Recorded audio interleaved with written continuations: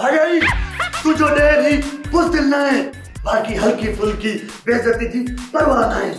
ख़बर अथई असां ख़ानदानी मुड़ुस माण्हू आहियूं, गैरत असांजे गोॾनि खां मथे चढ़ंदी ई कोन्हे। कोई दिलेर पुट अञा फरी ज़िंदा छो आहे?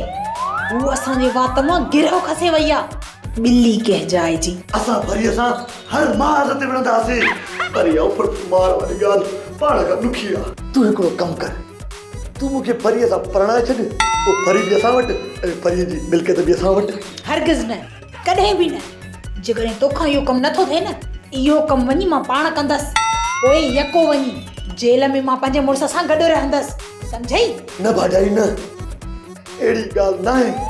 जेकॾहिं सफ़ा ज़िद थी करे त पोइ अॼु राति फरीअ जी ज़िंदगीअ जो आख़िरी ॾींहुं हूंदो। चाचू हू न आहे पंप, मुंहिंजो मतिलबु आहे त विलायती पंप। हा ॾाढो सुठो रूसी माण्हू आहे, केॾी बि बेइज्जती करेसि न परवाह ई कान हूंदी अथसि। चाचू हुनजी धीअ न आहे फरी, जंहिंजी पार्टी जो मां गार्ड आहियां, गार्ड। हा हा फरी सफ़ा फरी आहे, असली केले जी फरी। पीउ 15 सेर धीउ 13-40 साईं। अंकल उहा फरी मुंहिंजी अखि में आहे। हा त पोइ कढी छॾीसि थधो पाणी हणी अखियुनि खे, सुबुह न थधो पाणी लॻंदुसि त सी थींदुसि, अखि मां पाणी निकिरी आई अथई। न न हाणे अखि में न आहे, हाणे हेठि लही वई आहे ज़मीन में। अरे न चाचू, दिलि में, दिलि में। इहा त वॾी बीमारी आहे। हल त तोखे मां कराची वठी हलां, कंहिं डॉक्टर खे ॾेखारियां। न अंकल, इहो इलाज मुंहिंजो हिते ई थी वेंदो। हिते वरी कीअं थींदो? हिते त का अस्पताल ई न आहे। चाचू अंकल मुंहिंजी शादी फरी सां कराए छॾ न, उहा ठीक थी वेंदी, मां ठीक थी वेंदुसि। अरे थोरो परे थी। हा शादी वारो मर्द सां। हा बोस्कीअ जो वॻो पाए, अजरक कुलनि ते विझ, मथे ते सिंध जो शान सिंधी टोपी पाए, हली तुंहिंजी शादी करायूं। ईअं न अंकल, ईअं शादी थींदियूं अछा? हा गुलू ऐं गुलीअ जी जो शादी ईअं थी, मुंहिंजी बि ईअं थी हुई, अलूअ जी बि ईअं थी। न अंकल, तूने तो यार हिला दिया।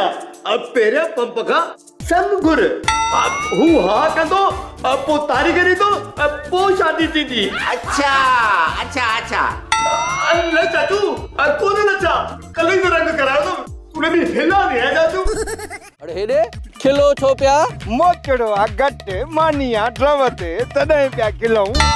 मतां सम्झी त हवालीअ जे ॿधी वञण जे ख़ुशीअ में था खिलऊं पिया। घणा ख़ुशि न थियो, हवाली जा हथ तमामु ड्रिघा आहिनि। अॼु जेकॾहिं ॿधिजी वियो तो सुभाणे आज़ाद बि थींदो। जॾहिं हवाली आज़ाद थी घर आयो न, तोखे मुबारक ॾियण ईंदासीं। हथ ड्रिघा अथसि न त वठाए छॾेसि, वठाए। अदा नंढा जी अदा वॾा, हल त हली हवालीअ जी मुलाक़ात करे अचूं। हल अचो अचो।